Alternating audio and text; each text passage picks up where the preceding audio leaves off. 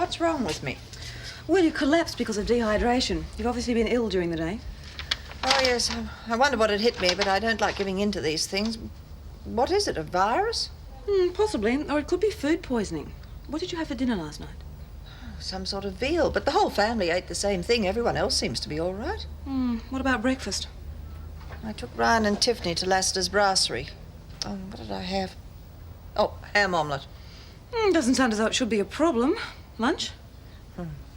By then I had no appetite. I was having quite a gastric attack. She isn't dead, is she? You don't get rid of me that easily, darling. Come in and see for yourself. Kerry's ringing Mum. Ryan and Tiffany aren't going to come down with this, are they? No, they would have shown symptoms by now. What did you eat this morning with your aunt? Bacon and eggs are real yummy. Really yummy. And Ryan?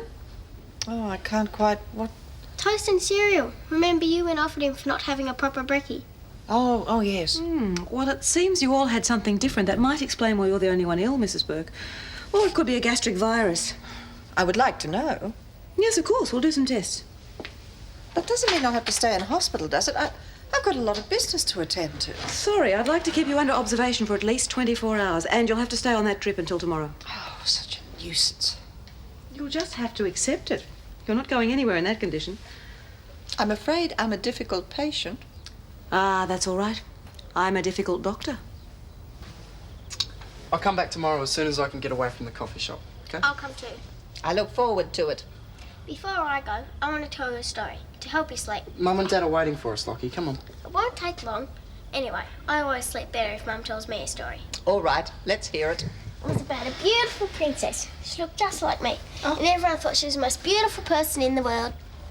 But there was this evil, ugly servant girl called Natasha. And one day, she tried to push the princess off the top of the castle. But then, a big blackbird came down and picked off Natasha's nose. Oh, great. Natasha fell off the top of the castle and was squashed on the ground like a blob of strawberry jam. Oh, yuck. The princess was so happy that she made it a holiday, and everyone loved her even more. Now, wasn't that a good story? Absolutely charming. But poor old Natasha came to a sticky end, though, didn't she? Wouldn't it have been nicer if the princess had forgiven her? Oh, she forgave her once she was dead. She was a very kind princess. And her name just happened to be Princess Tiffany. But they called her Lockie. How'd you guess?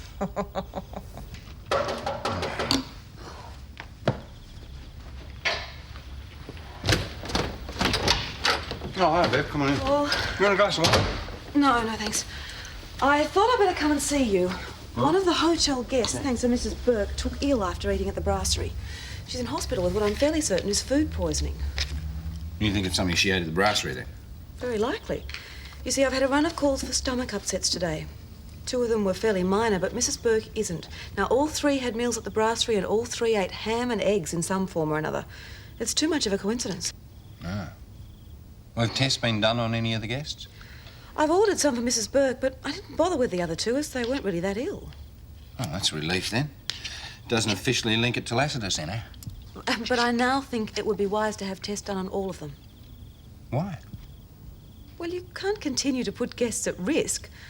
And the source may prove to be external anyway, such as contaminated eggs. Lassiter's wouldn't be at fault in that case. Yeah, but if you prove that we are, don't you have to report it to the health department? Yes. Well, don't do it then. Let it pass as some virus or something, eh? I can't do that. Why not? You don't have to order the test, do you? No, some doctors probably wouldn't bother. Well, there you go, then. It's the perfect out. I'm not looking for an out.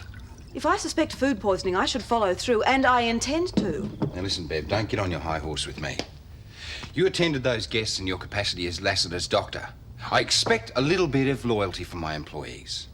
Listen, Paul, I bent the rules for you once before when you were looking for Gail, and I paid for it. I am not going to do it again. I am just asking for a little bit of cooperation. No, you are asking me to turn a blind eye to a serious situation, and I am damned if I'm going to do it for you. I'm sorry to hear that you're not feeling well. Still, I doubt it's got anything to do with the Lassiter's food. Look, I tell you what, seeing you're a regular guest, how about we waive your hotel accommodation bill? Yeah, purely as a gesture of goodwill, yeah. All right, fine, Mrs. Harrison. All right, well, you just get yourself better again, okay? Bye. That was close. She wanted to go to the newspapers and say that we poisoned her, correct? You're very nice. Oh, I'm just glad it worked. You don't really think it's got anything to do with the brasserie food? No, of course not. Mind you, 3 guests have been taken ill, and that wouldn't look too good in the newspapers. Well, you know how people jump to conclusions. Yeah. Well, it's not our fault if there's some virus going around. Still best to be diplomatic. Cancel Mrs. Harrison's bill and send her some flowers too, will you? Oh, that's very thoughtful of you. Oh, and also send some to that guest in hospital too, Mrs. Burke. Dorothy Burke, the lady whose room got flooded? Yeah, that's her. Oh, the poor thing. She's had a bad run here, hasn't she? I thought she was really nice. Oh, you think so, do you? Yeah. Actually, yes, Melanie, you do get on with it pretty well, don't you? I tell you what, why don't you take the flowers in personally? Go and have a bit of a chat to her, find out how she's feeling. Pretty off, I bet. No, I mean about the whole situation. Find out what her plans are. Eh? Do it on company time, too. I'd like to know exactly how she's feeling. You're being so sweet, so considerate. Not at all like you usually are. They're lovely, Melanie. It was very kind of you. Well, they're not really from me, they're from Paul. He's being so nice. That would be Paul Robinson. Yeah, you met him the other day. He owns the complex. Oh, I see. He sent you along, did he? Yep, gave me time off and everything just so I could bring you some flowers and find out how you were feeling. It was very kind of him. Yeah. You're looking great, by the way. I expected you to be looking dreadful. Oh, I'm shaking it off pretty quickly. I don't know why they bothered to hospitalise me. I've had much worse things than this. Really? Oh, yes. Montezuma's Revenge in Mexico. Delhi Belly. Delhi Belly! That is so cute. Believe me, no matter what the name, food poisoning is anything but cute. Fortunately, I've got the constitution of an ox. Even so, you seem to be worse off than the others. Others? Did the others happen to eat at the brasserie? Yeah, but Paul doesn't think that's got anything to do with anything. He thinks it's just a virus that's going around. Yes, I expect he would. They found positive traces of salmonella. It still doesn't prove that it came from the brasserie, does it? I'm afraid it does. Especially now that another 2 cases have come to light. They both ate there and they also both had the ham. That's 5 people in all. There's no doubt about Lassiter's being the source. And you're still bound and determined to report it to the health department, eh? I'll be submitting my findings to them tomorrow. Oh, go on. Go and ruin the hotel's reputation. Reputation? Paul, I don't... Paul, I'm sorry. Hang on, where have you been all this time? Visiting Dorothy Burke in the hospital. You told me to. Yeah, I didn't tell you to be this long, though. Well, you told me to take some company time, so I had some lunch on the way.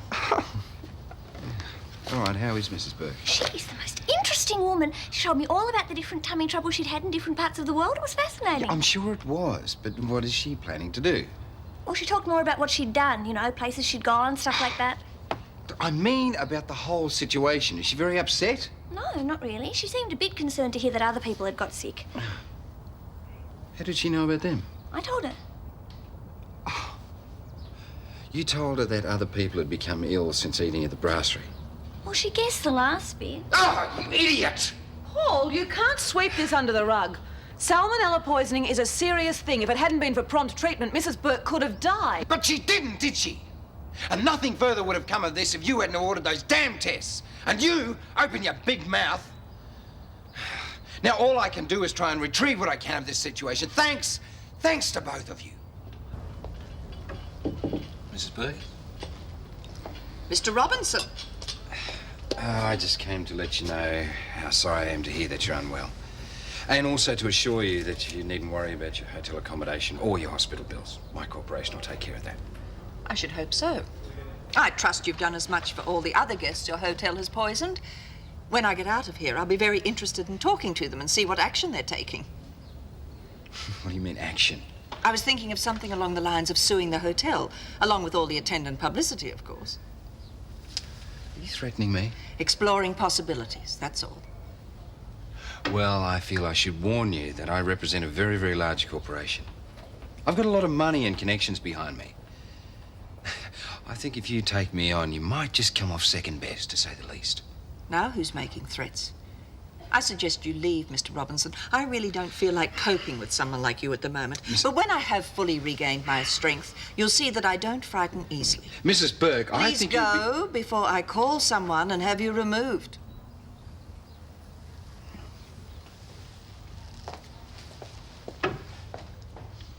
Ryan! Just a minute. Well, what do you want? I guess it takes a lot of guts to attack a sick woman too weak to defend herself. Her? You're going to be joking, haven't you? It'll take a bulldozer to flatten her. If you want to pick on someone, try me. Don't even bother discussing business with schoolboys. I may be just a schoolboy, mate, but I know how to deal with slime like you.